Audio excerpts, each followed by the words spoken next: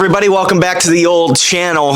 Recently, just the other day, I got the old Disney Plus back up on the payroll, aka I managed to steal the Disney Plus account of somebody that I know, and over the last couple days, I've been binge watching a lot of movies I haven't seen in a long while. Remember the Titans, Miracle, McFarlane USA, and just recently, one movie that I really loved, that I feel like is incredibly underrated, is Saving Mr. Banks. Saving Mr. Banks is the true story, or it's a retelling of the real life story of how Walt Disney, who's played by Tom Hanks, went on to acquire the movie rights to make the famous Mary Poppins movie. The movie follows P.L. Travers, who is the author of Mary Poppins, and how she is holding on to this character and doesn't want to give it to Walt Disney. So they have a back and forth about making the movie, and the movie is about Travers kind of forgiving herself for her past mistakes in the story of where Mary Poppins actually came from, and being able to forgive herself to give up the character to Walt Disney to make it a movie. Saving Mr. Banks is, of course, a Disney movie, and I feel like it's one of the most underrated Disney movies that has come out in the last couple years. Now, by the last couple years, I mean 10, 11 years ago. This movie is certainly not new. But even when I was a kid, 10 years ago, I would have been, 12 or 13. So I guess that, that was a prime time of when I was watching a lot of movies, and Saving Mr. Banks felt like it was kind of pushed under the radar a little bit.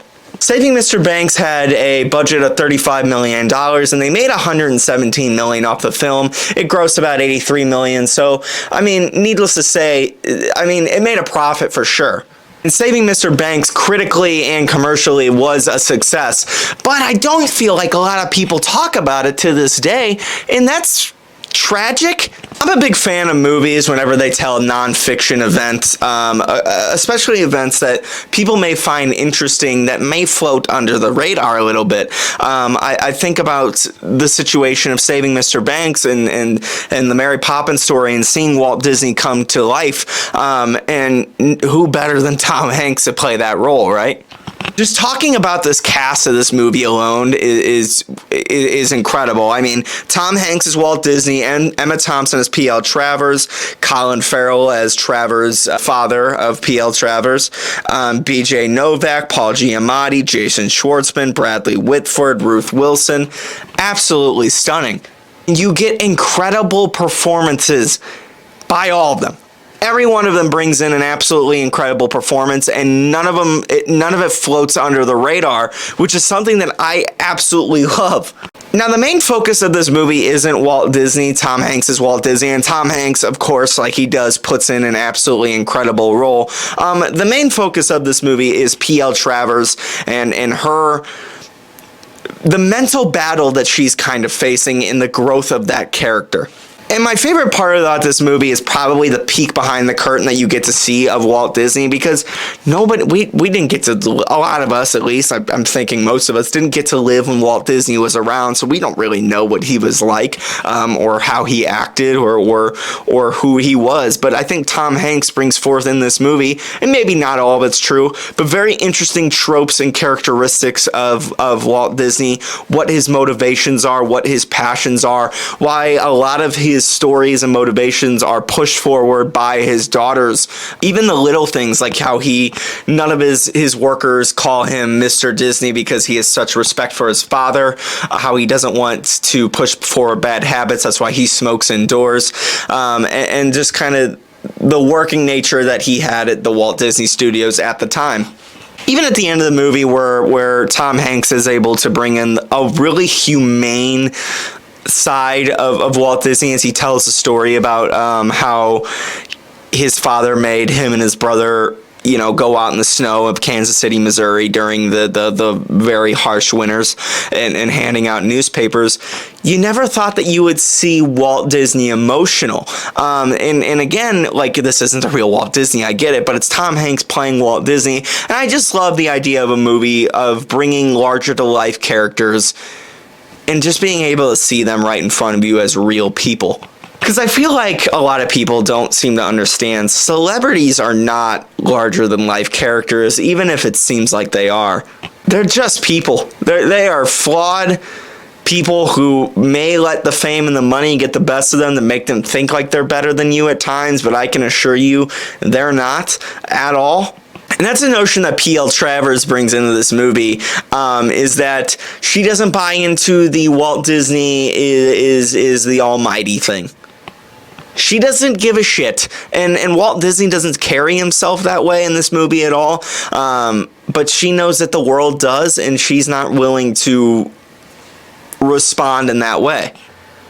The movie picks up where Travers is struggling to pay off her house and her loans and her payments because she hasn't written a new Mary Poppins book. She refuses to write any new books. And for 20 years, she has gone to battle with Walt Disney about giving up the movie rights because she doesn't want to see such a personal character that she told be told in a Walt Disney type of way, animated, musical, and so on forth.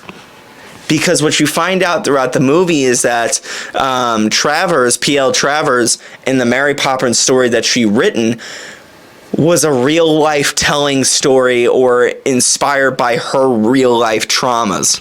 And in itself, you figure out why the Mary Poppins story is so popular and how they actually ended up to get the rights to this movie figured out.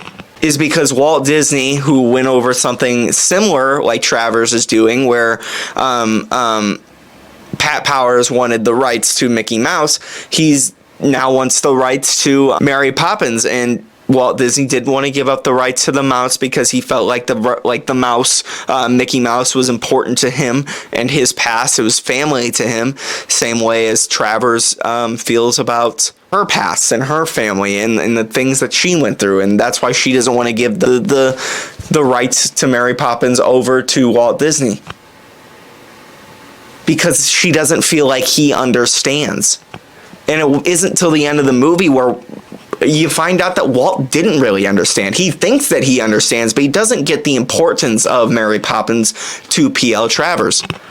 And you find out that P.L. Travers and the importance of Mary Poppins and the past instances of her life, it's really about how whenever P.L. Travers was a kid, her father, they moved around a lot. He was an alcoholic. He let the stress of working in a bank get to him until he would drink and drink and drink. And then he got so sick from drinking, he asked his daughter, who was P.L. Travers at the time, who was really little, if she could get him another bottle of alcohol. She ends up doing it, and that pushes him over the edge to unfortunately pass away.